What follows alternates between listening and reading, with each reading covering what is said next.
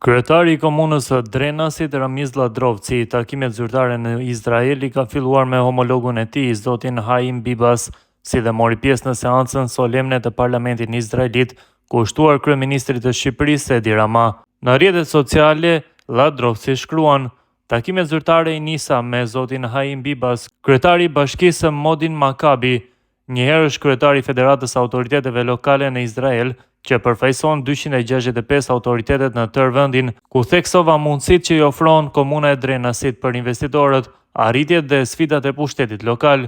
Në takim shpreha gatishmërinë për të ndërtuar bashkëpunim me interes të përbashkët në fushat si pushtetit lokal, bujqësia, kompanitë startup, teknologjia informative, energjia e ripërtëritshme, planifikimi hapësinor dhe ambientie të tjerë. Pas këtij takimi mora pjesë në seancën solemne të Knesetit, ku u shtuar kryeministrit të Shqipërisë zotit Edi Rama.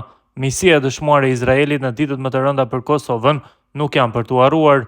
Në Kneset u rikonfirmua misia dhe nderimi për shqiptarët, për historinë tonë dhe për besën nga 3 krerët më të lartë të Izraelit.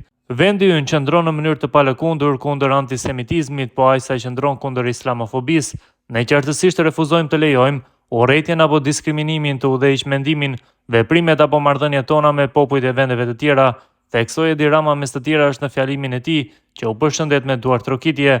Të mira dhe solidariteti ndërsjell gjatë historisë janë ura të forta me interes të përbashkët për sot e për nesër, shkruan Ladrovci në Facebook.